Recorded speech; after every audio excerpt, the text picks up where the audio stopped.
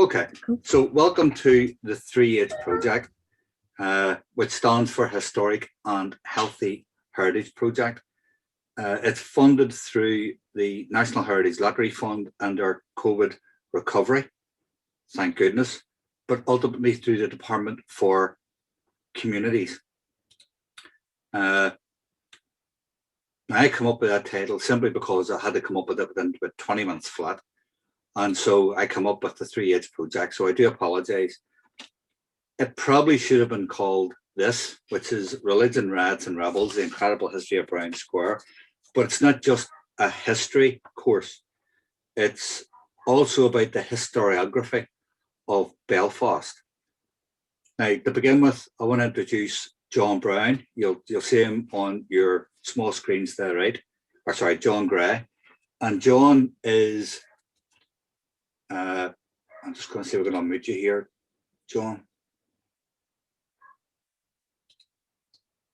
So John is going to be an independent evaluator of the course itself. So I can't seem to get you unmuted there, John, for some reason or not. Is that it? That's you, John. Okay. Yeah. So John's going to be the independent evaluator. He will be, I hope, joining in the course the whole way through. And also, whenever lockdown ends, when we actually do the physical part of the course, which to do the tours, that's the fun part. This is the boring part we're about to do. So you happy enough, John, then with that? I am indeed. Happy to be involved.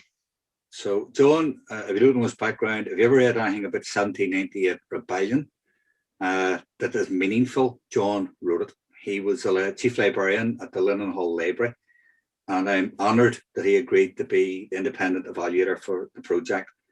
So I have to watch my P's and Q's, John, when it comes to the 98 rebellion. So get back to Brown Square. So a wee bit about the project, first of all. This is Brown Square, although you can't really see it. It's on my screen, okay? This background here, we're going to come back to it in a moment. But it's one of the earliest maps of Belfast. And it was drawn from a perspective of a bird. It's a bird's eye view. And so you have St. Peter's Walk here, which became the Shankill Road, the Antrim Road, then the Shankill Road. You have the old Lodge Road. Originally it was the Lodge Road. Then you have what was the beginnings of Carrick Hill. You have Millfield appearing here as a small lane. You have a Tudor garden, which is laid out here. And you have Brown Square itself before it became Brown Square. So you can just about see there was a graveyard here, there was black pits, and there was a death pit. So the area itself has a long history. The course sessions, this will be a quick course because it has to finish by the 31st of March. And that's because of funding reasons. Now, what's going to happen is, because there's still lockdown and we can't do the physical tours, you'll be receiving tickets through the post. And those tickets are prepaid for 6 external tours, which I'll cover as we go through the course. But they are to, first of all, an orientation tour at Brown Square, and then to some of the graveyards where citizens of Brown Square now lie. So, for example, the Shankill graveyard, which you would expect, but also Milltown, Dundonald, Knockbreda. So the citizens of Brown Square were spread far and wide. As you can see, I've broken it down into 6 distinct sessions. The first one being Meet Captain John Brown and his unequal square. Then we move on to the rebels and the United Irishmen at Hayes Tavern. We then have preaching to the history heathens, religion and riots in the 19th century. We have Home Rule Murray and the dirty deeds of Inspector Nixon. That's D.I. Nixon. You'll hear about him in a moment. You have Hitler's Ball to the Ulster Unionist BUM. Now, BUM stands for Belfast Urban Motorway, which we all know as a Westlink. And lastly, there's the Terrible Troubles, the Tasty Tourism. It's a very full course because we're covering really the history of Belfast and also the history of the destruction of most of Brown Square. So how come I'm doing this? Well, my background, you need to know my background, because for me to teach, I have a professional teaching qualification through the wonderful Belfast Met. And I was born and bred in Brown Square. So just going around here, this is a wedding of my cousin. And this is a fellow called Jerry Llewellyn, and you're going to visit the grave of his brother. This is their wedding. It's in Stephen's Church, which is in Millfield, which I'm sure you've passed many a time. And that's me. I was their page boy. I then went to school at Brown Square, which is this terrible photograph on the right. And trust me, I was no footballer, but I grew up during the Troubles. So therefore, this particular guy here lost two brothers in the Troubles. He's dead. He had drugs. His father was John Little, who was head of the UDA. You then have Smith, his brother was killed. Not sure about these two guys. Peter Grogan, who became one of Johnny Adair's confidants and who had to leave Northern Ireland. I think he just come back very recently. I think he's dead. Not sure about him. This man here, you're going to hear his family, the Calderwood family. And Charlie would be extremely influential in paramilitary circles today. And lastly, you have me. As I say, the worst footballer in the world. Just look at those boots. So I left school with no qualifications. I joined the army. So I was in the British Army. I volunteered and I served in Ulster. So this is myself and my sergeant. I then got married, and this is the same church. It's St. Stephen's. A photograph, a nice one I like to show because it shows that I grew up in the Church of Ireland, but I would be prone to be Presbyterian by politics. And this is the moment where my wife and I got married. Some would say shackled. And this is Brian Smeaton, and he's wrapped the holy stole around our hands. And it worked because we're still married 45 years later. I then left and went to the shipyard. So this is taken to shipyard. That's me on the left. And it was really there. I became a supervisor in Harnewolf, and then a quality foreman, and then manager. And essentially, how I got in the training was one day I went into work and the director of the company said, listen, we've 12 guys starting on Monday to do a thing called NVQs, National Vocational Qualifications. We haven't a clue what it is, but we know you've went to Belfast Met, or then it was Belfast Institute. So you're going to be their teacher. And that's how I started off. Literally, what is a qualification? I then moved on whenever I was paid off from Harnewolf, and I worked in Springvale training, and we got a wee tiny bit of funding. And this is at the beginning of European Union funding structures. And so one of the things about the European funding structures was that you had to tick the box that you would meet with a group from the other side being either Protestant or Catholic, nationalist, loyalist, whatever way you want to put it. I thought, well, this is an opportunity. So rather than just the usual tick box exercise, I decided that I would actually go for Irish history and teach it, to quote Oliver Cromwell, warts and all, and give a complete down the middle neutral view of Irish history. Now, there's people who will avoid the nasty parts of Irish history. I thought, no, this is not the right way to do it. So this is me teaching actually a young people, I think they were from Turf Lodge, and there would have been kids there from East Belfast as well.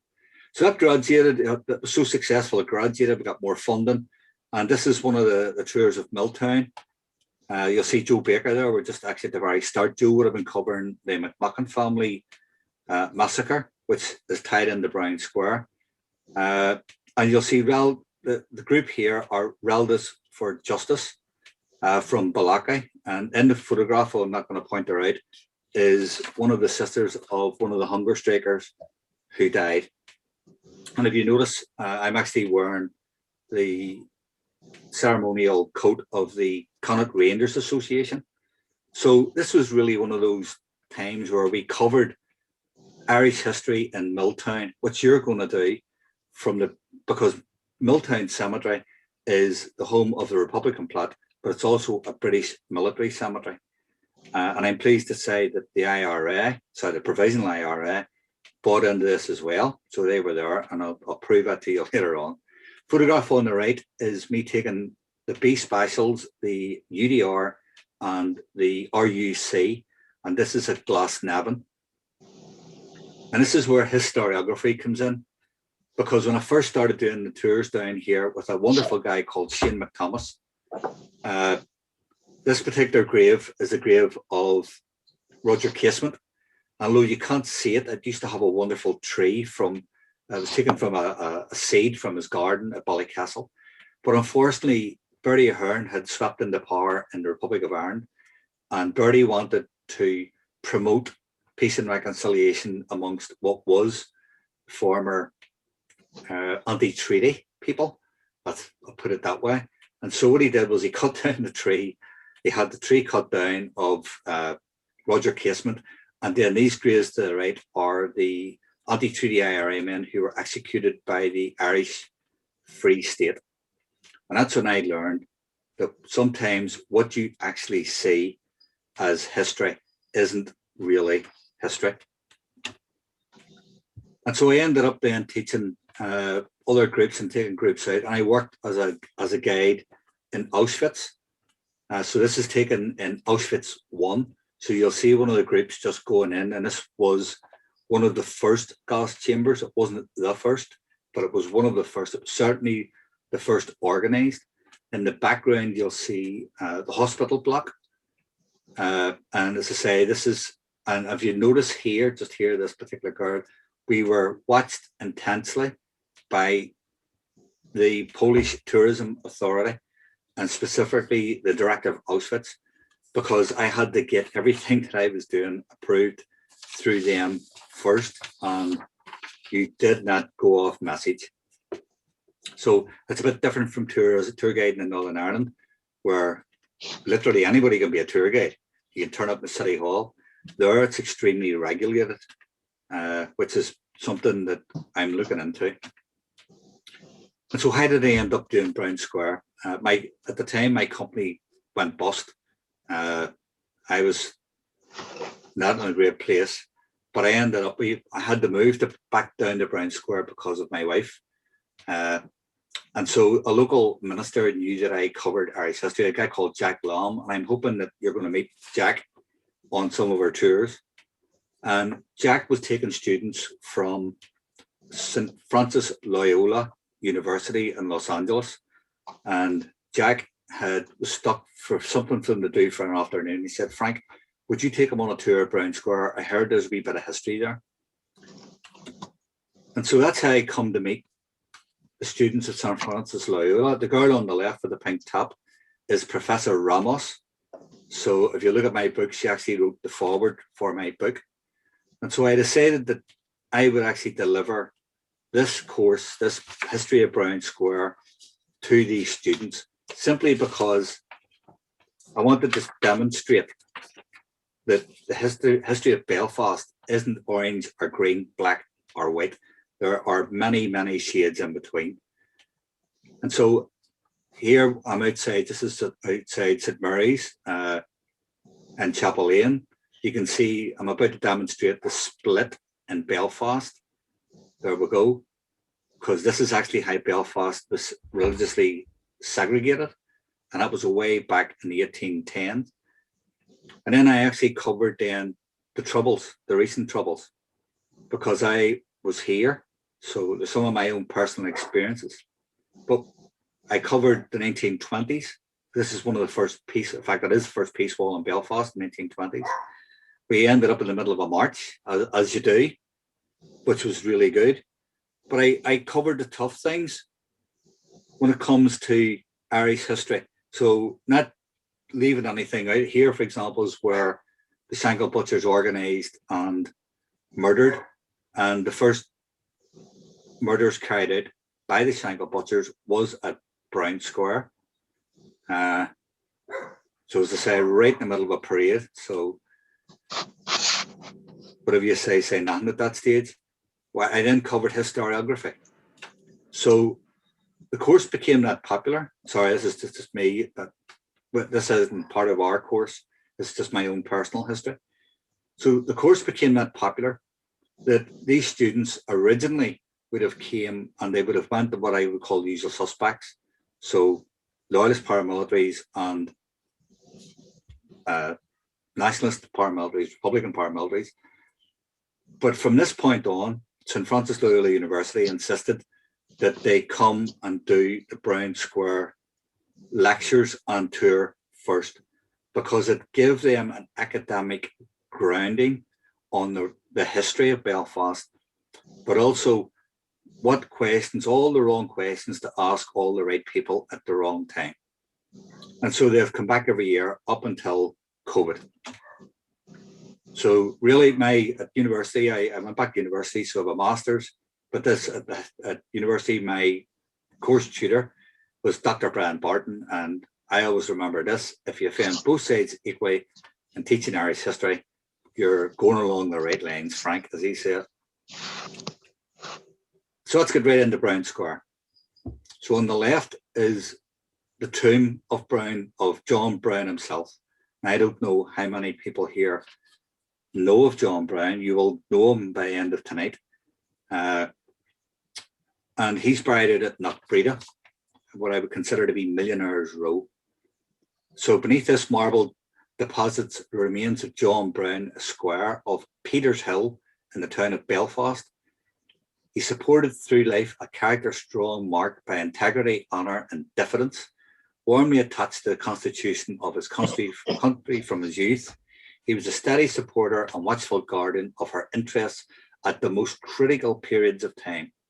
He served the office of High Sheriff in County Antrim in 1783 and filled the arduous appointment of Sovereign of Belfast, his native town, for many years.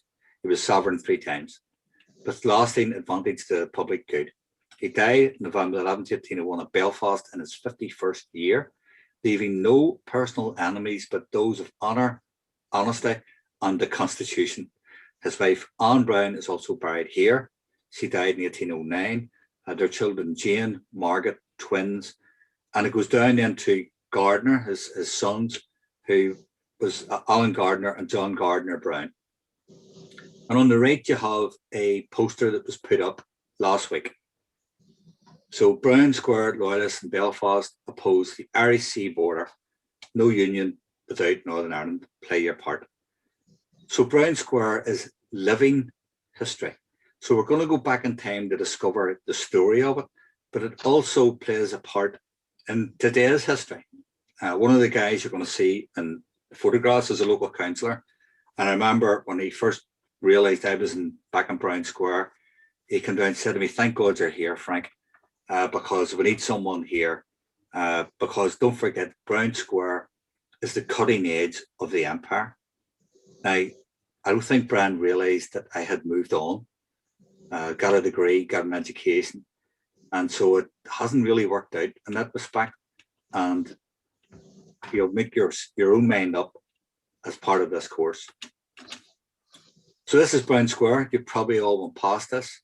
The only thing that makes us realise this is at the very bottom at Peters Hill at Millfield. Over here would have been Israel Mulligan's house and Peters Hill Bars. But if you notice, it's badged up as a Shankill Road. So it's even today, people don't realise where Brown Square is because it has been literally written out of history. And right away, you'll see loyalist iconography here.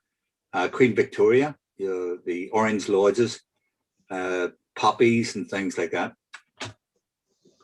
And this is in a new mural that was put up, a plastic mural, I call them. And this is in Gardner Street. Now, bear in mind, this street was named after John Brown's son. And I quite like this one because, with the exception, I think, of French, if Luca, who's listening in here, maybe correct me, but the only language that doesn't say welcome is in Irish. Most languages of the world, except for the Gaelic language, and yet the Gaelic language is there in the word Shankill.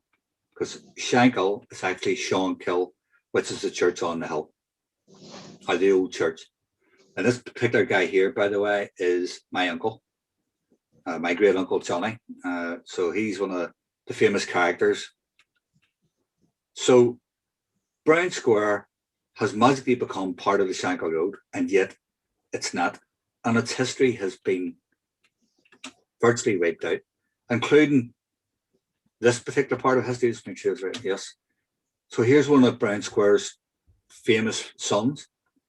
He wasn't born in Brown Square, but he lived and he died there. Well, he was buried from his son's house in Frederick Street. This is James Hope. And James Hope is a Republican icon. Yet he was a Presbyterian. And he lived, well, I think I know where he lived, but that still remains to be proved. But you can see here, even today, he's Irish Republican Voices Against Racism, and there's James. He's in there with Roger Casement, whose grave I was at down in Glasnevin. You have Bobby Sands, and there's a wee bit here that I have still to discover, because in Brown Square, there was a fireplace manufacturer called Sands' Fireplace, who had a young apprentice called Robert. I think it's the same man, but I've yet to prove that. So James Hope is famous in the United Irish Rebellion. He was known as a Protestant Spartan for what he did at the Battle of Antrim, which is just up here on the right. And I think this is actually Hope here. And this is the old church wall that the Protestant Spartans held the yeoman's forces here. And yet, whenever a memorial was put up to James Hope just a few years ago, it was immediately smashed. So the chances of me getting a blue plaque up for James Hope in Brown Square at the moment, well, you'll need to make your minds up at the end of this course. And this is the man himself. This is John Brown. It took me a few years to get this particular portrait, but you can see him in his volunteers, yeoman volunteers uniform. His family had a long history. They originally came from Scotland because his ancestors picked the wrong side at the Battle of Worcester. So they fought, they were very loyalists. So they fought with this guy here, the Duke of Hamilton. And as we know, Charles I was defeated. So they then moved. They came over, we think to Lisburn, but then moved into Belfast. And he became the 3 times sovereign of Belfast. And he was given Brown Square by Lord Donegal for his services to the town. His uncle, it was almost certainly his uncle, raised a militia against this man. And this man is Monsieur Thiroux, Francois Thiroux. And he was the captain who invaded Carrickfergus with French forces in 1760. And it was John's uncle who actually raised a company of volunteers who marched out as far as Whitehouse, and then they did a deal, essentially. So the French then left. But this is the lineage of John Brown himself. This is important here. He was master of the Masonic Orange Lodge 257 and was a major in the Belfast Volunteers before becoming a captain in the Belfast Volunteer Yeomen. So he is a long lineage. Now, how important was John Brown? Well, this is a 1780s map of Belfast. So if you could, I'll just give you a bit of orientation here. So here you have High Street, and here you would have had Belfast Castle. There's probably just a stump of it left. You have Hercules Lane, which became Royal Avenue. You have the North Street. You have the brand new Smithfield, which had moved from around here.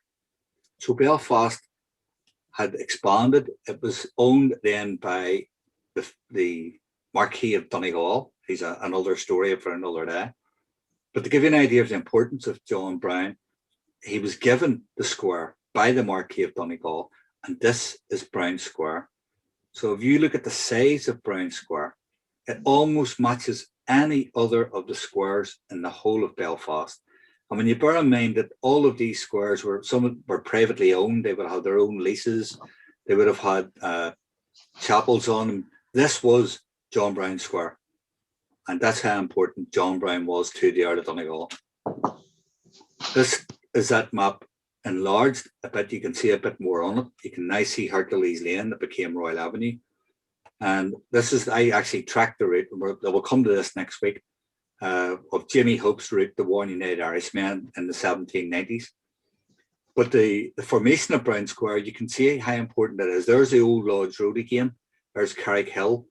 There's Peters Hill. The Shankill Road hasn't even been thought of yet. It just literally ended in fields. Here you have a distillery, which this particular river fed, and this is the Farset.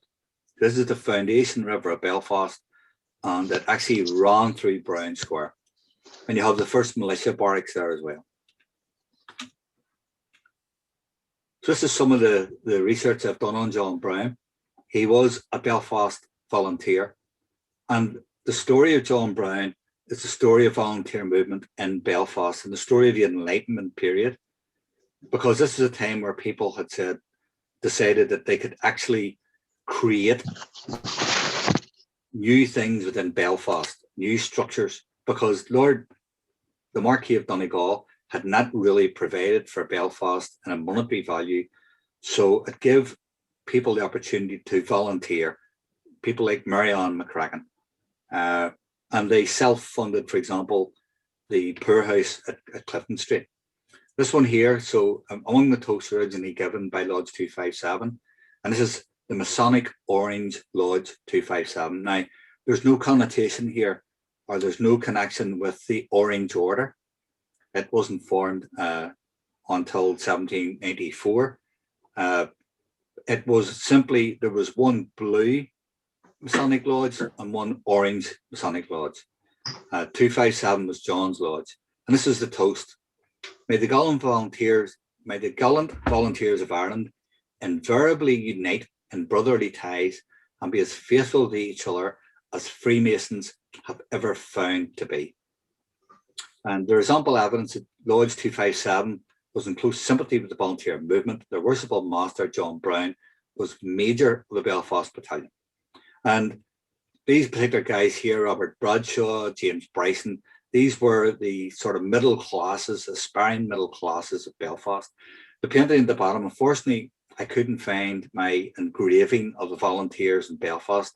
If I get it, I'll certainly make it available for everyone. But this is the volunteer movement. This was the spirit of volunteering. It was in the light of the French and especially the American Revolution. So people wanted to protect the Ireland, and bearing in mind that a lot of the English troops had been moved over to fight in the American Revolution. So this is the vacuum, the power vacuum that these volunteers formed up in. John Brown was different. Now, John Brown was an Anglican. He belonged to St. Anne's, and then it was Donegal Street, St. Anne's Church. But we know that John Brown wasn't really sectarian. And I say that because we know that here, as a captain of the first volunteer company, that he was at the first celebration of Mass in the newly erected Roman Catholic chapel in Chapel Lane on the 30th of May, 1784. And we think that John Brown was one of the people who was one of the main funders, who actually helped build what was the first chapel, the first Catholic chapel. And the reason it was the first Catholic chapel was because of the effects of the penal laws.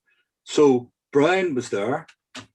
He would have been in the honour guard that stood outside. I had the pleasure of being there to commemorate the 250th anniversary of the Belfast volunteer movement. And so Brown at that stage didn't seem to have any access to grind when it came, apart from being loyal to the crown. I will cover the 1798 rebellion next week.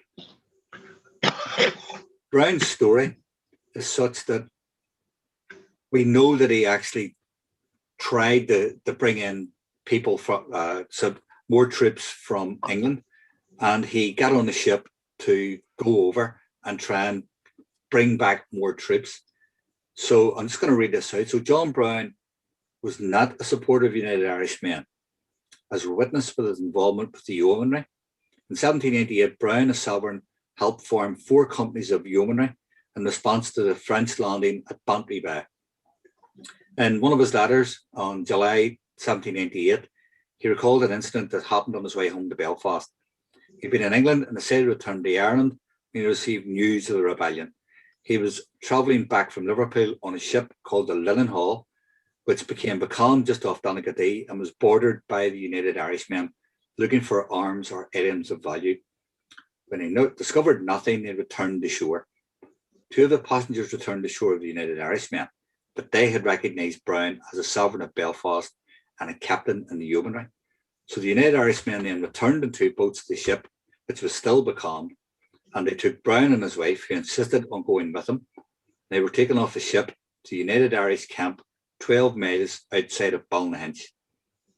He recorded in a letter that he was to be tried by a mock court-martial. Now, that's mock in inverted commas. The incident took place on the 12th of June 1798, the day General Nugent marched from Belfast to attack the rebel camp. Brown and his wife were able to escape and made their way back to Donaghadee. They procured a rowing boat. After rowing for up to 4 hours, they were met in Belfast Lough by the British frigate Lord Ranelagh. The captain of the ship agreed to land at Carrickfergus, and from there they made their way safely back to Belfast. So the field of rebellion paved the way for the Act of Union in 1801, and Brown, who was a supporter of the B9O, died in November. He is mostly remembered not as a soldier or mayor of Belfast, but for the square and school named after him at the bottom of the Shankill Road. So, you know, again, this is where his historiography comes in. The Brown family, you know, he went on, he was the man who actually helped raise funds for and laid the foundation stone of what was the White Linen Hall. So it was laid by him on the 20th of April, 1783, and it was opened for the sale of white linen on the 13th of September, 1784. So, and whenever they knocked the White Linen Hall down to create what has now become Belfast City Hall, they found this memorial tablet plus a copper box that included some mementos from the Orange Lodge, that there would have been a set square in there. But we also know that John was an active sovereign right up almost until the day he died. So in this particular tip that I found, so after the Act of Union between Britain and Ireland became a fact in 1801, the only real fear was that France, that was still at war with Great Britain, might invade Ireland. So the possibility was regarded so seriously that elaborate plans were made to remove all livestock and provisions from the coastal districts to the interior. When it became known that the terms of peace between the 2 countries had been agreed, there was a general relief of tension. The feeling was so good in Belfast, the sovereign John Brown issued an order for the town to be brightly illuminated on the evening of October the 19th, 1801. Gas had not yet been introduced as a form of light, but the houses in the main streets were lighted by oil lamps and candles. Even the lanes and entries, says a contemporary report, contributed to the glaring blaze. The principal inhabitants of the town had illuminated signs in their windows of the words peace and peace aplenty being the most conspicuous. Bonfires were lit on the main streets, and people sang the accompaniment of pipers, fiddles, and bands. So John Brown was doing that a month before he died.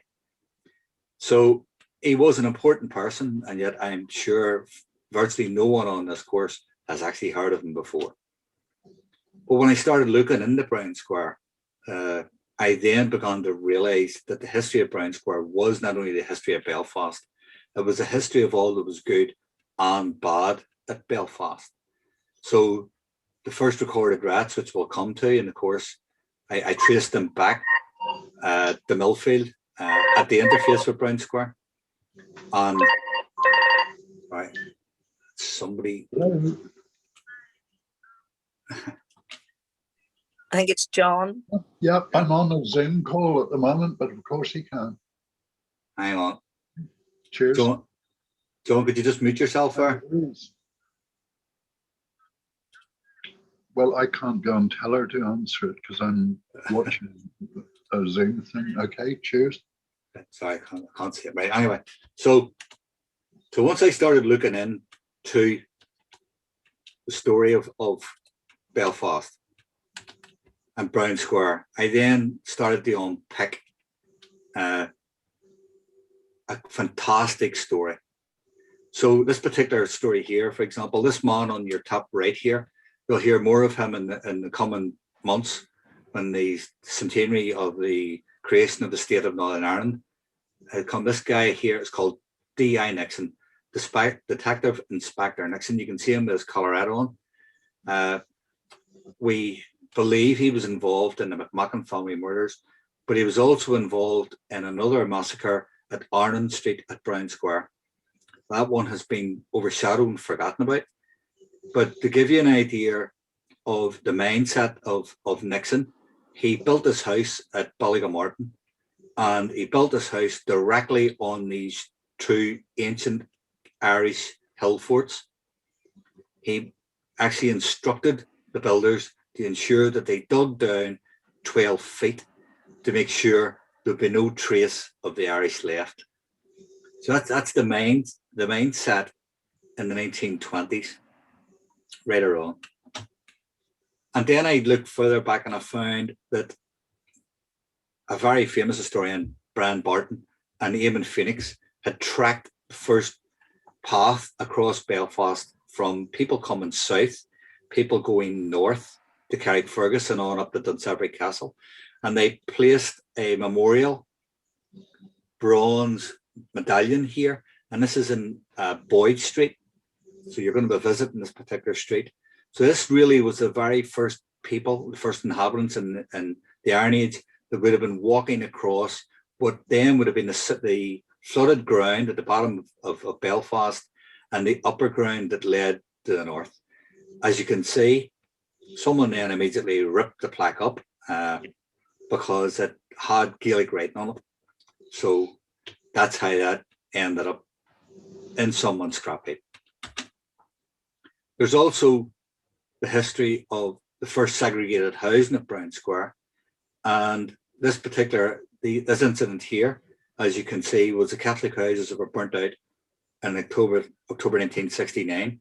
Now, I know that Sheila's on the course. Sheila is from Belfast Met. A lot of us have been at Belfast Met, but this is Belfast Technical College that became Belfast Metropolitan College. And so this is the actual technical college here. So you can see how close things were. And the British Army, whenever this happened, then took up positions here. And of course, the peace line was built across here. So bearing in mind, I've just went through a lot of history, a lot of the Sovereign of Belfast. Then, is Brown Square on any maps? Well, this is the Belfast walking tour map. And as you can just make out, there's Boyd Street. So that plaque, that bronze plaque on the ground would be about here. So it's not on a walking tour map. It's not on the Belfast tourist map. In fact, we actually come out as Smithfield on that particular map, Smithfield and Union. And it's not on the Belfast tour map, which is the open top bus, because the bus goes up the Crumlin Road and only comes across the Shankill Road at Agnes Street and then does what it normally does. So Brown Square doesn't appear on any map or any walking tour. And if you look, for example, if you go to TripAdvisor and you go, where's the experience of Shankill Road, which I think is hilarious, that you have actually the Sinn Féin headquarters in the Falls Road, you have a Belfast bus in High Street, and you have somebody saying the Peace Line and Cooper Street, which is closer to Springfield Road than it is to Shankill Road. But one of the reasons I wanted to do this course is that hopefully you will take the learning and then point out Brown Square when you're doing your tours. Because what I'm going to show you now, and I hope this works, is what is the current standard for a bus tour. So I'm hoping this is going to work. Can you all see the YouTube coming up? Can you see that, John? No. Hang on. Not yet. Just so need to do a new share. Okay, you can see it now. I can see a church. Yes. Okay. So what I'm going to do, okay, so what I'm going to do is I'm going to put on just it lasts a minute. That's it.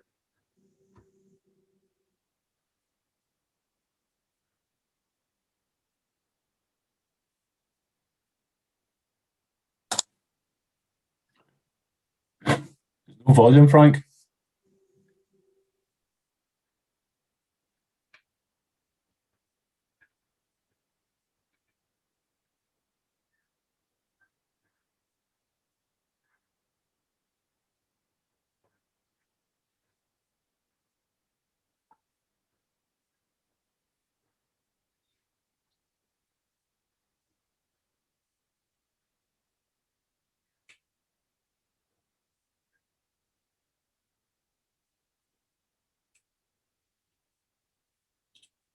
I'm going to stop it there.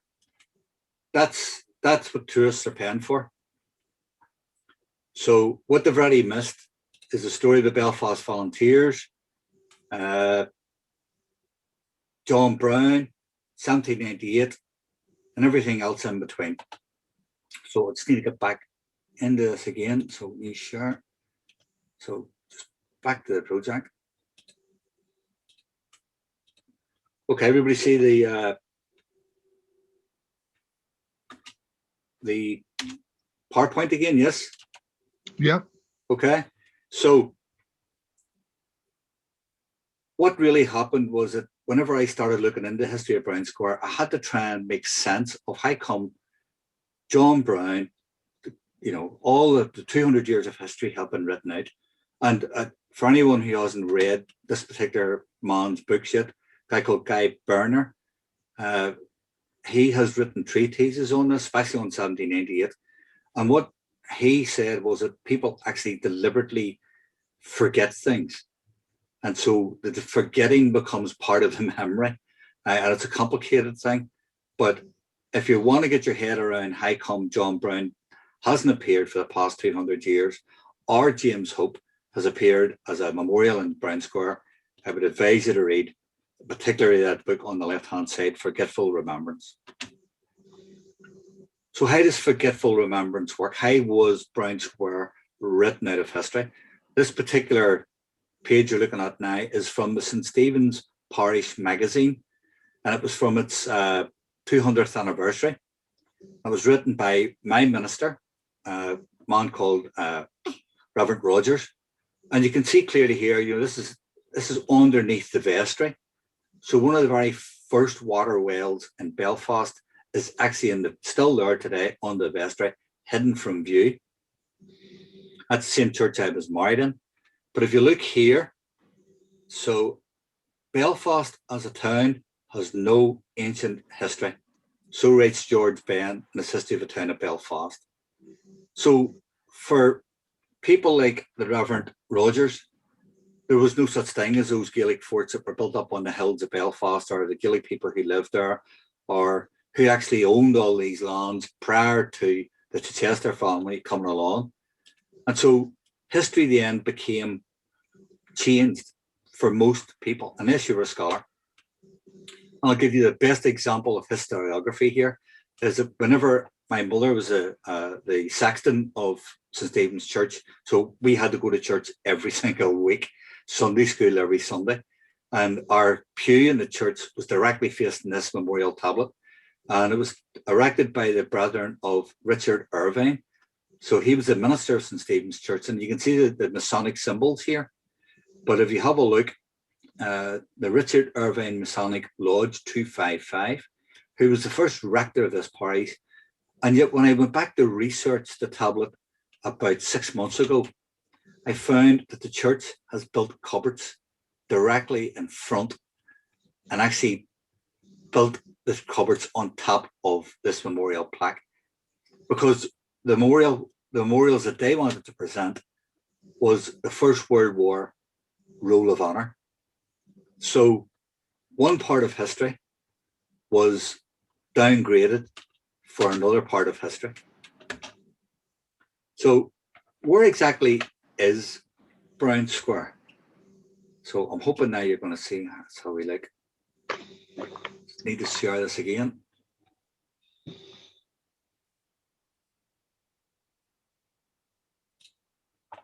So I'm hoping, oh. So can you see the map here? Yep.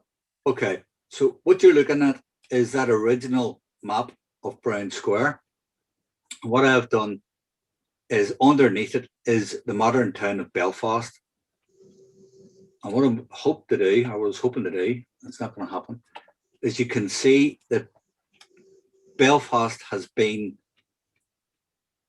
overlaid or underlaid. So if I go into this, if you just bear with me. So if I take it down a couple of layers, Brown Square is here. And now you can see the bits of Belfast that you recognise. That's the West Link. This is Peters Hill. That's the Shankill Road. That's Carrickhill. That's Millfield. That's Belfast Met. And this is Royal Avenue. But it's exactly the same layout as it was back in the days of John Brown. Now,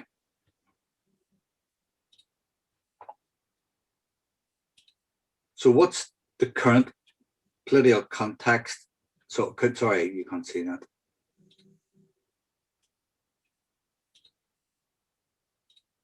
Okay, can you see that okay? Yeah, the current political context. Yep. Yep.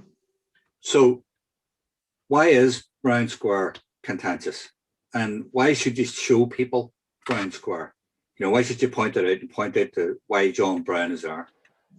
Well, this particular committee here are Building Successful Communities. It was set up by Nelson McCausland.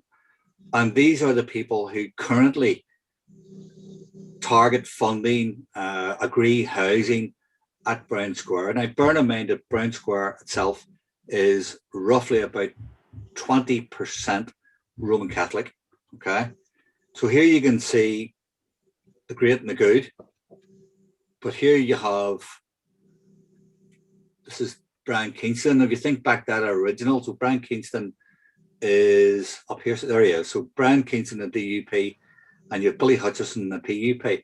So Brian's that particular councillor who originally said that I was going to come down to hold out for the Empire. And you can see Billy Hutchison there. That's also Trevor Keane and Frankie Curry, which is a talk for another day. You can see William Humphrey, who's our local MLA, with now Lord Dodds. So these, and down here you'll see the Lower Shankill Community Association. So there you have the DUP delegation pictured at Shankill office. Ours after Spotlight UDA claims.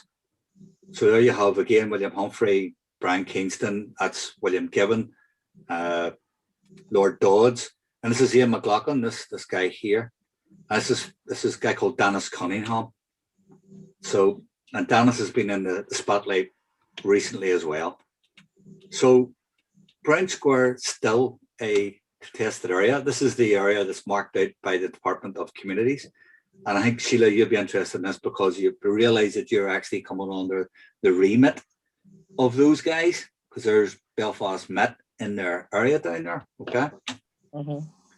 And so, you know, do I know, how do I get away with what I'm doing, what I've done in the past? Well, this is that same guy, Dennis, that you just seen in the photographs, and this is in Krakow, because Dennis was in one of the groups that I actually met out of Krakow.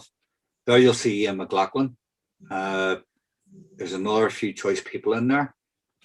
You'll see that this guy here is a guy called Sammy Austin, Pinky Austin. That's Sammy and me, and another guy who we call He Who Cannot Be Named. Okay, so that's He Who Cannot Be Named, which you can see as the chief of staff of today, the UVF. And so all these people either came from, or connected, or lived in, or born in Brown Square. And that's me with Gussie Spence. So you can see my sort of credentials. You could see why Brian Kingston thought that he had a winner when it came to me delivering history of Brown Square. And yet I worked closely with Paul Mosky. I know Alec Mosky Carol McCullen, who had been looking after the Carrickhill area when she was a councillor. And this particular girl here, Deirdre Hargay, is now the minister who provided the funding for this course. So this is the beauty of Brown Square. Whenever you start to unpeel the layers, it's like the layers of an onion. This is my favourite photograph on the right. That's me and Jerry. So that's me and Jerry as I opened the very first Irish language internet cafe on the Falls Road in the ex-prisoner centre. And this is the day that we did the big tour of Milltown. And this is in the Felons Club. So if you notice, we're wearing British Army jackets, and you don't have to make a guess on who some of these people are here. So yeah, we've covered the tough bits of Irish history. This is the current makeup of Brown Square. You can see that it's mostly Protestant, but this area is becoming gentrified and Airbnb. So the area is changing, and I think it's why it's the perfect time to tell its true history. And so it's current. So what's a current historical revisionism? Well, I'm sure as tour guides, you've taken people up or in or through or past the Shankill Graveyard, as it's now known, or sorry, the Shankill Garden of Rest. This is what it used to look like. And this is what the plaque on the outside says. So, you know, it'll mention a wee bit that was in the 5th century. There was a bishop's crozier found there. Then it goes on to list William of Orange, Sergeant John Brown of the 17th Lancers, Balaclava, the war graves. It mentions everything apart from the famine victims who are buried here in the graveyard. And the Shankill Graveyard is one of the graveyards we're going to be covering as part of our tour. So history even today is being revised, changed. So what tourists see, if they stop and read some of these sayings, it's not strictly what actually happened. And that's what we're going to be doing as part of the course. So I'm going to do this very quickly because I know we're running out of time.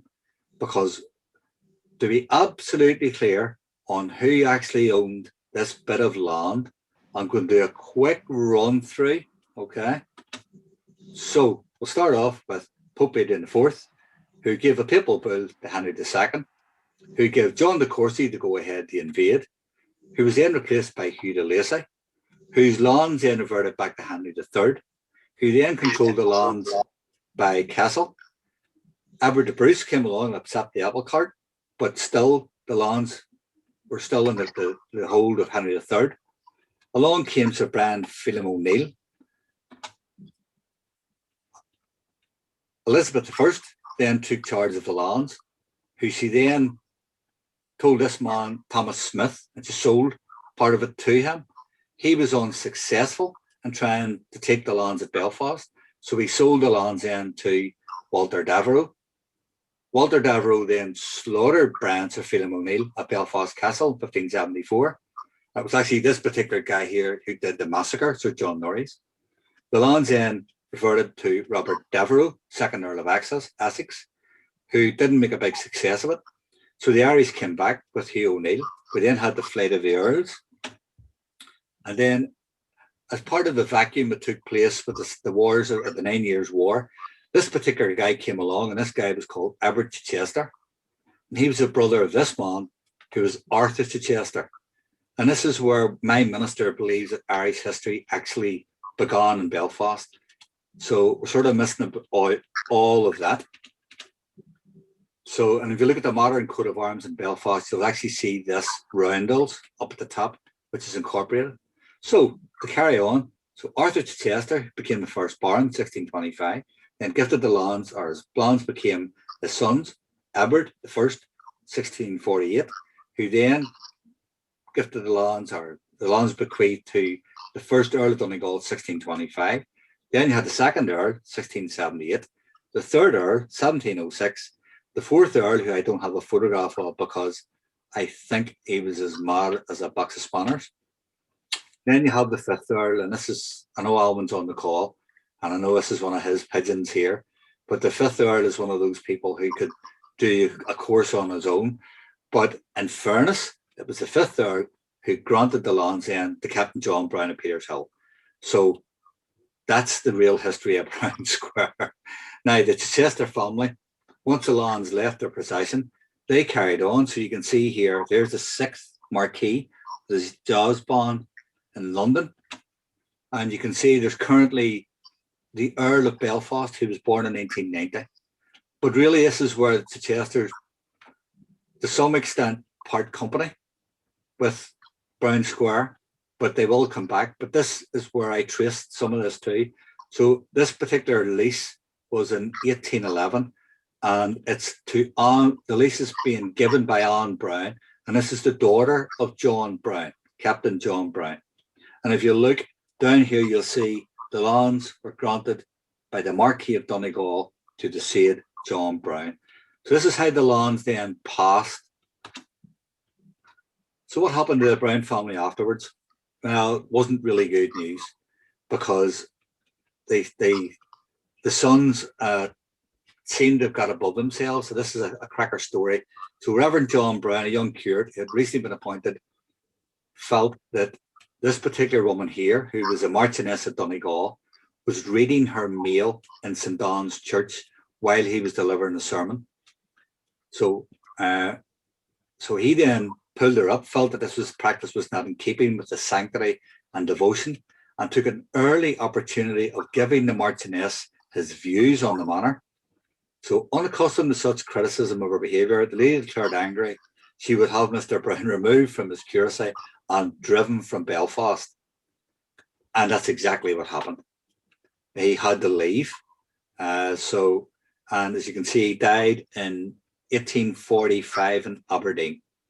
So the female line, Anne Brown, she'll play a part in our story next week. But the male line literally moved out. But I particularly like this one, because this is the coat of arms of John Brown, and this is his death insertion in the newsletter. And I found that even in 1905, it says grandson, but it's actually his great grandson, had requested the coat of arms of the Brown family. So you can see Reverend John Gardner Brown, and this is in March 1905. And this is the coat of arms. And John, I think you might appreciate this one, because the Latin of this is "we must see reason," or reason every time, which I thought was a pretty nice way to end this one up. So I'm going to stop the screen share now. Hopefully I'll be able to see everybody. I'm going to, if you just want to unmute yourselves. I hope you enjoyed. I'm glad to see everyone is here. Can I unmute you all here? Or do I have to? Right. So I hope you all enjoyed. It was a very quick whiz through. So next week we're going to continue with the Irish Rebellion, 1798. So is there any comments on? You happy enough with the content of the course? Yeah.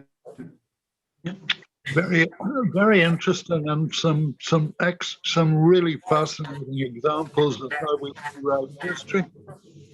A couple of points. I think you perhaps should make a distinction between the Orange Masonic Lodge and the Orange Order. They're two very different things. I did, John. I think you were on the call, but I did actually made sure that people knew. Yeah. And the other thing is the Browns. Well, you actually mentioned that some Browns certainly moved to Solitude, the site of Cliftonville Football Club. Interesting to know which Browns. And there was another extension of the family that built a house later in the 19th century out at Glengormley, and was involved in major agricultural pursuits. Well, one of the things, John, was that once I started getting into the deeds, COVID happened and shut me out of Prony, so that's still work in progress. But anyway, I hope everybody enjoyed that. I hope to see you all next week. Just one thing before I go on. This is your chance if you want to change the night and you want to change the time. But if everyone is happy with 7 o'clock on a Thursday night, then we'll set it in stone, and I will send out the Zoom calls for the rest of the sessions. Now, I do emphasize that this is the boring part of the course. That next week I'm going to take you on a flying Zoom around Brown Square. And you'll also be going to all these places. Once the lockdown opens up, I'll take you around Brown Square, but you're going to be going to Dundonald Cemetery, Milltown, the City Cemetery, the Shankill Graveyard, Knockbreda. So you're going to actually see where all the people that you're going to learn about in the course are today. And hopefully it'll be of use to you in your own tours. And hopefully you'll remember, there lies John Brown, or there lies William Patterson. Okay, folks, so is everybody happy with that? Yeah, thank you very much, Frank. Frank, thanks very much, Frank. Can I just, maybe the problem was at my end, but I assume the how not to do a tour video on the Shankill had sound, had volume. I didn't get, there was no volume at my end. I'll try and get it sorted for next week, Ollie. It's put it this way, it's worth not listening to. Yeah, I would imagine it's one of those things that's worth listening to. I'm not listening to it at the same time, absolutely. But no, thanks very much, Frank. The gem part in that was a guy going, and on your right is UVF.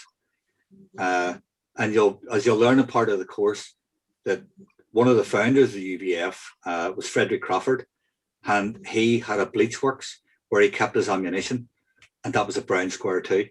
So there's lots of feeds here that'll go into what is Irish history, and it means that whenever you are, next time you're doing the mural on the Shankill Road and you're talking to EVF, you'll be able to say, and actually, this is where 500,000 rounds of ammunition were stored with 12 Maxim machine guns, But anyway, and I do look forward to walking us all around the place whenever Arlene gives us the go-ahead. Here. Okay, folks? Frank, is there any way, just a quick question, is there any way at the end of a session that we can ask questions or kind of discuss things, because obviously you're touching on certain areas and some people may have valuable input that they already know, information that might assist any future tours. Would that be possible? It would. I'd certainly set aside 10 minutes at the end of each week. That's okay with everybody? I should have. It's not necessary. No, I just think Yeah, you might no, I agree with you. No, I agree with you. If somebody else has information or further research, it may assist yourself or other guides or I totally agree with you. No, I wasn't saying, I was actually going to say it's not necessary to buy this book. Okay. Trust me, it's not necessary. Now there will be a website that I'm going to work on that'll be created where these PowerPoints will be downloaded. The tour maps for the graveyards and the links will be on that website, and they'll also be incorporated in a later edition of the book. So it'll be like a reference guide. So, and this is all thanks to the National Lottery, by the way. It's thanks to them that I've got the funding to do this. And I really want to share this. This isn't a case of me keeping this to myself, which is what you will normally get. I want you to put Brown Square on the map. It isn't much to look at today, but it will be in the next 3 or 4 years.